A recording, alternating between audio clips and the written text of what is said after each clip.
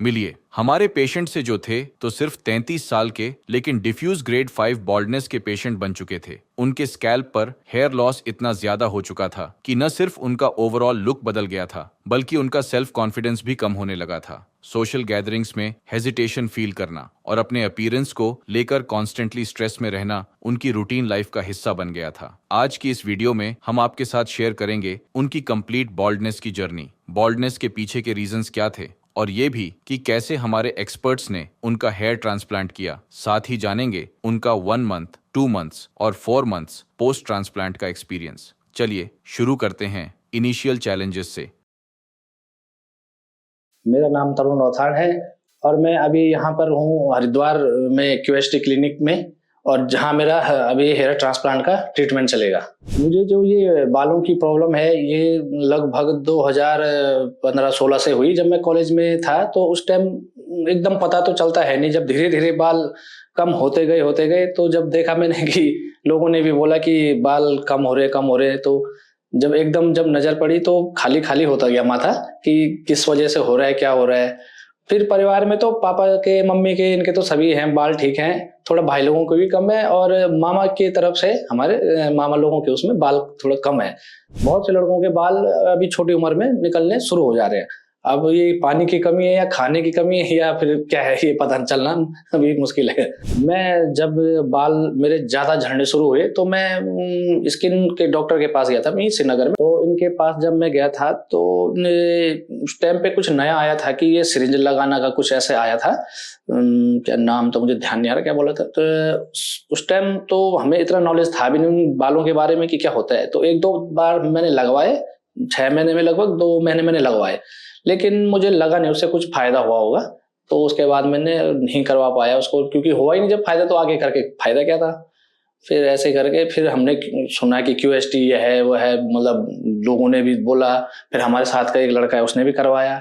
तो आज हम फिर इसलिए क्यूएसटी क्लिनिक में हरिद्वार आए हैं। देखिए, बाल झड़ना एक प्रक्रिया है, मैं मानता हूँ, लेकिन अगर इंसान की उम्र उस हिसाब से हो कि 50 साल के बाद या 60 साल के बाद, तो उसको तो हम मान सकते हैं कि चलो उम्र हो गई।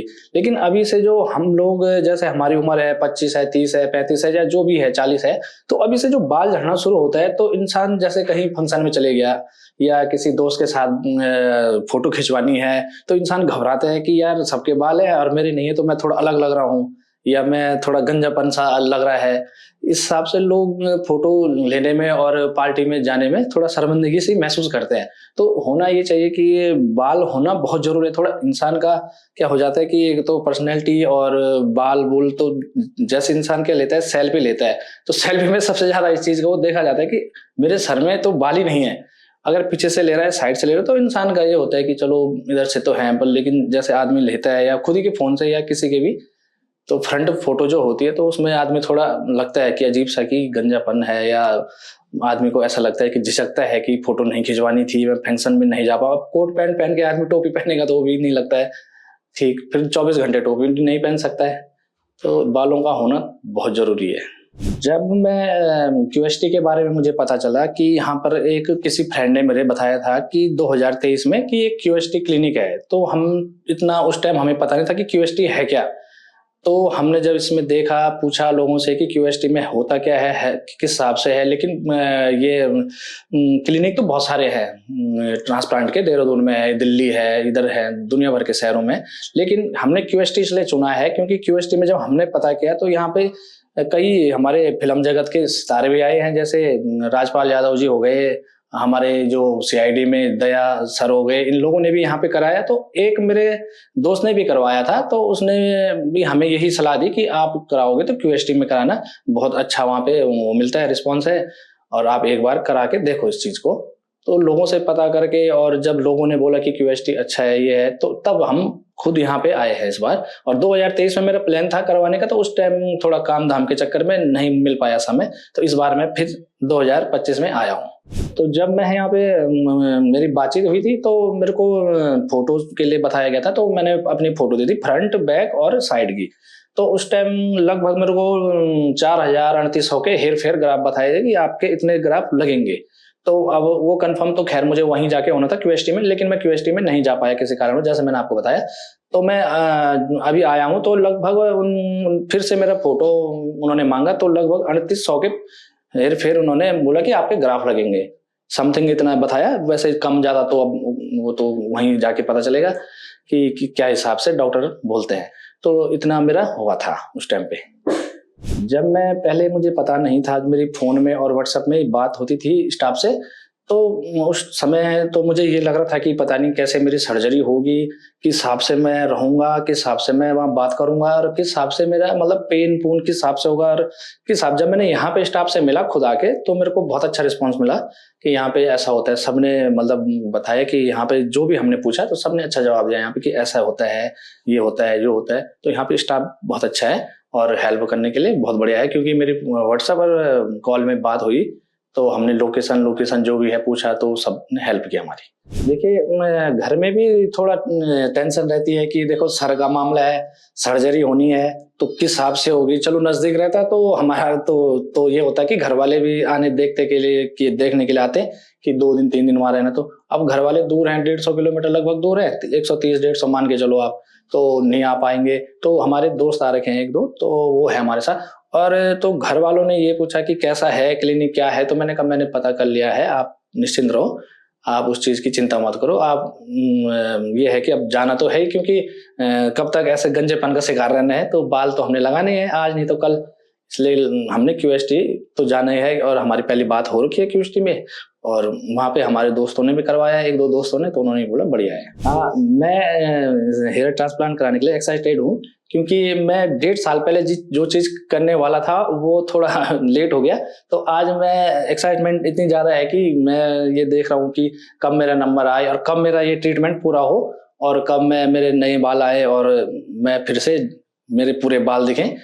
तो इस चीज की एक्साइटमेंट है। अब मेरी जो भी स्टोरी थी तो मैंने आपके सामने रख दी। अब जैसे ही मेरा हेयर ट्रांसप्लांट का ट्रीटमेंट पूरा होगा, तो मैं आपके सामने फिर एक बार दोबारा आऊंगा कि मेरा कैसा एक्सपीरियंस था और कैसा वो रहा मेरा। तो मैं आपके सामने दोबारा आपको अपनी बातें शेयर करूंगा कि कैसा रहा।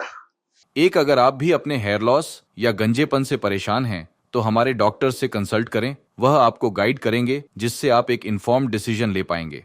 हम यह नहीं कह रहे हैं कि आपको यहीं से ट्रीटमेंट करवाना है। आप सिर्फ गाइडेंस के लिए भी हमारे डॉक्टर से कंसल्ट कर सकते हैं। एडवांस स्टेज ऑफ बॉल्डनेस की वजह से स्कैल्प पर थिनिंग क्लियरली विजिबल थी। हेयरलाइन एम शेप में रिसीड हो चुकी थी, जिस वजह से फ्रंटल टफ्ट दोनों साइड से खाली नजर आ रहा था, और रिमेनिंग फ्रंटल एरिया में भी नोटिसेबल थिनिंग थी। यह थिनिंग सिर्फ फ्रंटल जोन तक ही सीमित नहीं थी। मिड स्कैल्प का भी कुछ एरिया इससे अफेक्ट हो चुका था, लेकिन रिमेनिंग एरिया में हेल्थी फॉलिकल्स अभी भी अवेलेबल थे। क्राउन रीजन में डेंसिटी कम थी, लेकिन कंप्लीट बॉल्डनेस विजिबल नहीं थी। वहां स्वर्ल पैटर्न अभी भी विजिबल था। Donor area overall average condition में था, लेकिन वहां पर प्लेंटी ऑफ हेल्दी फॉलिकल्स उपलब्ध थे, जो ट्रांसप्लांट को सफल बनाएंगे। डिटेल्ड स्कैल्प एनालिसिस के बाद हमारे एक्सपर्ट्स ने सबसे पहले पेशेंट के हेड को केयरफुली शेव किया, ताकि पूरा स्कैल्प क्लियरली विजिबल हो। इसके बाद स्कैल्प को अच्छे से क्लेंस किया गया, ताकि सारी इम्प्योरिटीज दूर हो जाए। देन हमारे एक्सपर्ट्स ने पेशेंट के फेशियल फीचर्स के अकॉर्डिंग हेयरलाइन डिजाइन करी।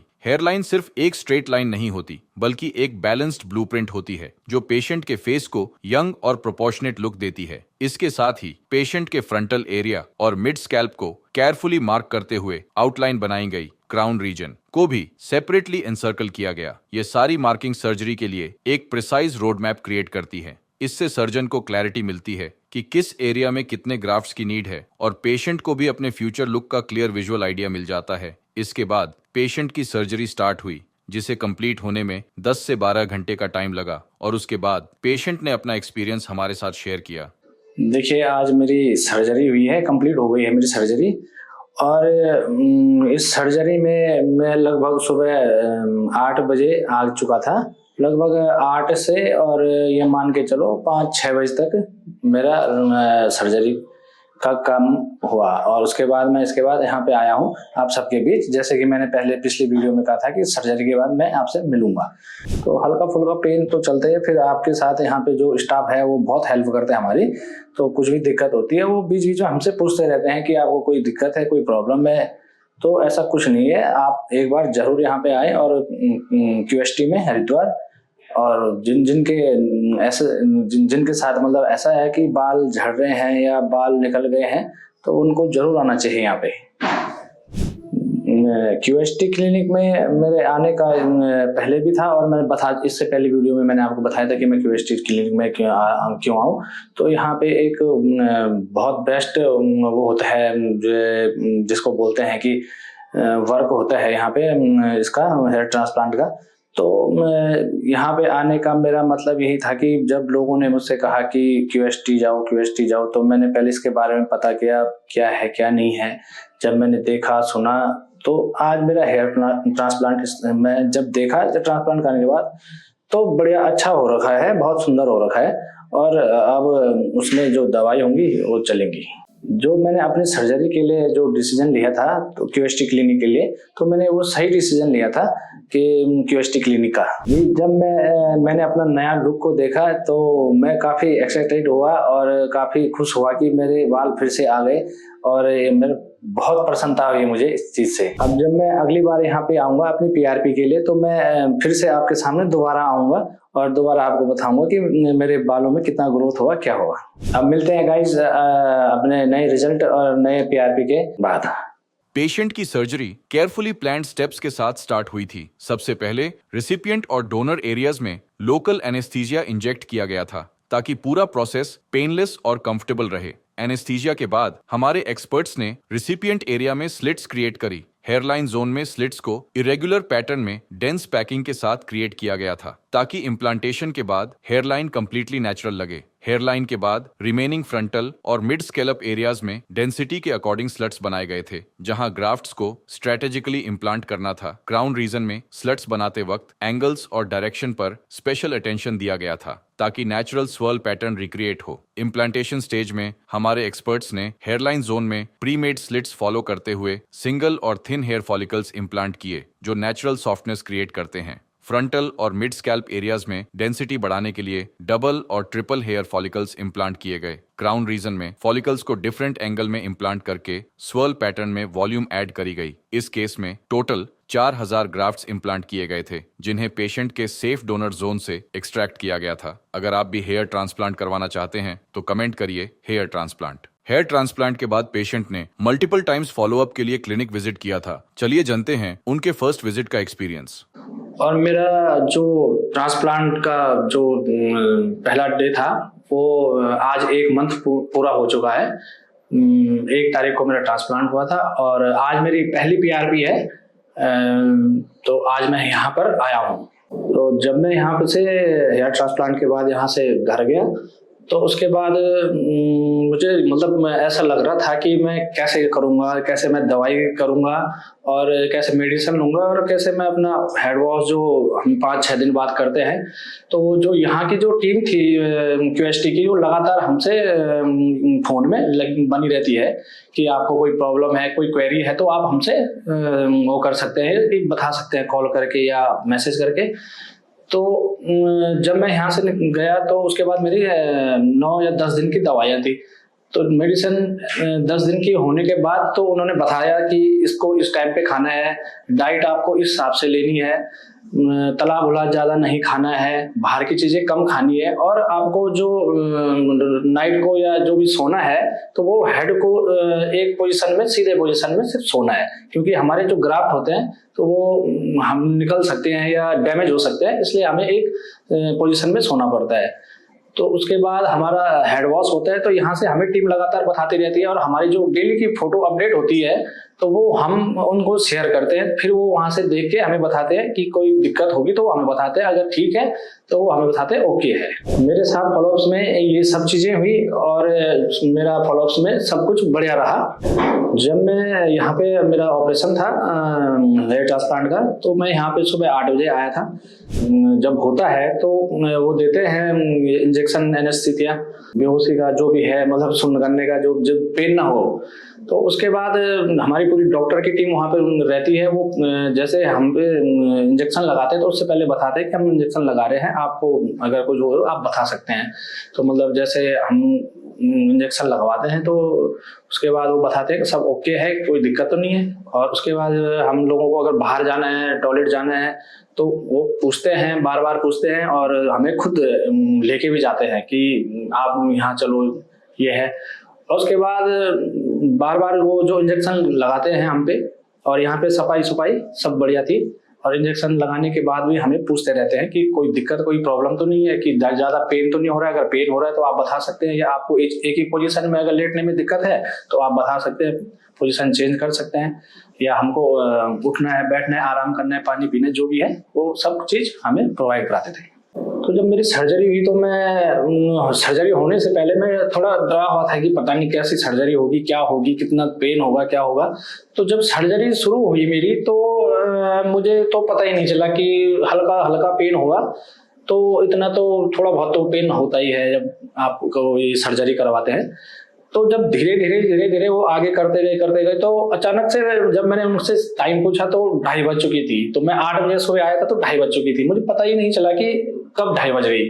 तो यहाँ पे बहुत अच्छा उन्होंने भी, डॉक्टर लोग और स्टाफ, पूरे स्टाफ ने बहुत अच्छा हमारे साथ व्यवहार भी किया और हमारी हेल्प भी की। और जो मुझे ग्राफ्ट लगे हैं, मेरे ग्राफ्ट लगे हैं 4000। और जो आप देख सकते हैं ये चीज मेरी यहाँ पे कम थे और ये ग्राफ्ट यहाँ पे लग चुके हैं और ये पूरा भर चुका है। ये देखिए आप, तो मेरे ग्राफ्ट लगे हैं, ये 4000 ग्राफ्ट लगे हैं और ये फुल डेंसिटी के साथ लगे हैं ये। और जैसे कि मुझे डॉक्टर लोगों ने बताया था कि मेरे बाल जो है आने लगेंगे, और आने के बाद पहले ये हल्के हल्के आएंगे, फिर उसके बाद 3 से 4 महीने बाद ये फिर से अपनी ग्रोथ सही से करना शुरू कर देंगे। ये देखिए, जैसे कि आप देख सकते हैं मेरे बाल ये छोटे छोटे तो आ गए हैं, ये देख सकते हैं आप। और अभी मेरा सेटिंग फेज चालू है और आप देख सकते हैं आज मेरी फर्स्ट पीआरपी है। और फर्स्ट पीआरपी में मैं थोड़ा लग रहा है कि पता नहीं क्या होगा, कितना पेन होता है, क्या होता है। अभी मेरा सैंपल तो ले लिया गया है, ब्लड सैंपल, और उसके बाद कुछ टाइम में मेरा ये पीआरपी शुरू हो जाएगा। और मुझे अभी फर्स्ट पीआरपी है तो इतना अंदाजा है नहीं कि क्या होगा क्या नहीं होगा, तो आगे देखते हैं कि कैसा रहता है। मैं जा रहा हूँ अपनी पीआरपी कराने के लिए, और आगे भी जो भी रिजल्ट रहेगा मैं आपके सामने शेयर करूंगा और आपको बताऊंगा। Thank you QST. Hair transplant के 1 महीने बाद पेशेंट ने फॉलोअप के लिए क्लिनिक विजिट किया था। इस विजिट पर हमारे एक्सपर्ट्स ने उनके स्कैल्प को केयरफुली एग्जामिन किया और स्कैल्प पर 90% शेडिंग ऑब्जर्व करी। इस स्टेज पर ट्रांसप्लांटेड हेयर शाफ्ट्स टेम्पोरेरीली शेड होते हैं और रूट्स स्कैल्प के अंदर स्ट्रांगली सेटल हो रही होती हैं। इस 1 मंथ पीरियड में पेशेंट का डोनर एरिया अच्छे से हील हो चुका था और शॉर्ट हेयर ग्रोथ में भी एक्सट्रैक्शन के ज्यादा साइन विजिबल नहीं थे। अब जानते हैं नेक्स्ट फॉलोअप के एक्सपीरियंस के बारे में। और आज मेरी सेकंड पीआरपी है। 2 मंथ मुझे कंप्लीट हो चुके हैं और सेकंड पीआरपी में आज यहाँ आया हूँ। और इससे पहले मैं आपसे पहले मिला था 1 महीने पहले 4 अप्रैल को, तो उस टाइम मेरी फर्स्ट पीआरपी थी। और आज मेरी सेकंड पीआरपी है और जिसके लिए मैं आया हूँ आज क्यूएसटी क्लिनिक हरिद्वार। जैसे कि आप देख सकते हैं मेरा शेडिंग फेस चल रहा है और अभी मुझे 2 मंथ हो चुके हैं और ये अभी चलेगा। और जैसे डॉक्टरों ने मुझसे कहा कि ये 2 से 3 या 3-4 महीने तक चल सकता है, जो सभी को होता है। और इसमें घबराने की कोई बात नहीं है कि ऐसा हो रहा है तो ये अपना आपके जब सारे बाल निकल जाएंगे तो धीरे धीरे ये शुरू हो जाएगा। और जो मैंने इसमें ग्राफ्ट लगाए हैं, 4000 ग्राफ्ट मैंने लगाए हैं। जब मैं यहाँ पर आया था, जब मेरे बाल नहीं थे तो उस टाइम मुझे लगता था कि क्या मेरे बाल आ पाएंगे या क्या होगा। तो अब ये है कि बाल आने के थोड़ा आगे थे, 10-12 दिन बाद आने के बाद फिर ये निकलते हैं। और अब ये उम्मीद में है कि बैठे हैं कि कब बाल आएंगे, और बाल आएंगे और ये आएंगे 3-4 महीने बाद, जब भी आएंगे, लेकिन पहले से अच्छा है। और जैसे पहले था कि पहले तो बाल थे ही नहीं, कम से कम अब ये है कि अब बाल आने हैं। तो ये जब मैं यहाँ पर आया था तो जिस दिन मेरा हेयर ट्रांसप्लांट था तो उसके बाद जो डॉक्टर ने मुझे नियम बताए कि ये आपको फॉलो करने हैं, तो 10 दिन तक कि आपको एक तो धूल में नहीं जाना है, धूप में नहीं जाना है, और कैप आपको लगाई रखनी है। तो जो मैंने कैप यहाँ पे लगाई रखी, मैं 1 महीने तक मैं कैप पहन के रखा। और घर से भी इतना कोई जरूरी काम तो था नहीं, अगर है तो थोड़ा कैप पहन के चले गए, उसके बाद अपना आ गए। तो इसमें फिर आपको मिल्क नहीं लेना है, और ये आप स्मोकिंग या अल्कोहल ये चीज़ें आपको बिल्कुल नहीं लेनी है, और जो मेडिसिन है वो आपको समय पे लेनी है। तो इस प्रकार से आप भी देखोगे, अगर आप इस चीज़ को करेंगे तो आपका रिजल्ट ज़रूर अच्छा रहेगा। और आज मेरी सेकंड पीआरपी है, और पीआरपी तो मैंने करवा दी है। और पीआरपी से पहले मैं जब, आज तो सेकंड है, पहले फर्स्ट वाले में तो मैं ये देख रहा था कि कितना पेन होता है, क्या होता है। तो पेन, थोड़ा बहुत पेन तो होता है, लेकिन वो आपको बार-बार पूछते हैं, जो आपको वहाँ पे डॉक्टर रहता है कि अगर आपको पेन हो रहा है तो आप हमें बता दें। तो ऐसा कुछ नहीं है। तो पीआरपी कराना इसलिए आवश्यक है आपको कि बालों की ग्रोथ अच्छी रहेगी उसमें, और आपके बाल मजबूत होंगे, इसलिए आपको पीआरपी करानी बहुत ज़रूरी है। और ये मैंने आपके सामने अपना 2 महीने का रिजल्ट बताया कि मेरे हेयर शेडिंग चल रही है। और इसके बाद मैं आपसे मिलूँगा दोबारा, हो सकता है कि उस टाइम तक मेरे हेयर आ जाएँ, और तब मैं आपके सामने आपको अपने को रखूँगा कि देखिए किस प्रकार से मैंने क्या-क्या किया, और आगे आपको मिलूँगा। हेयर ट्रांसप्लांट के 2 महीने कंप्लीट होने पर पेशेंट ने अपना नेक्स्ट फॉलोअप विजिट किया। इस स्टेज पर शेडिंग फेज लगभग कंप्लीट हो चुका था और ट्रांसप्लांटेड रूट्स स्कैल्प के अंदर फर्मली सेट हो चुके थे। नेटिव फॉलिकल्स अपने नेचुरल पेस पर ग्रो कर रहे थे। इस विजिट पर पेशेंट ने अपनी दूसरी पीआरपी थेरेपी भी ली थी, जो स्कैल्प को न्यूरिश करती है और फॉलिकल्स को आवश्यक न्यूट्रिएंट्स प्रदान करती है। अब जानते हैं नेक्स्ट फॉलोअप के एक्सपीरियंस के बारे में। और आज मेरी जो हेयर ट्रांसप्लांट है, तो आज मुझे 4 महीने हो चुके हैं, और मैं यहाँ पे अपनी थर्ड पीआरपी के लिए आया हूँ, क्यूएसटी।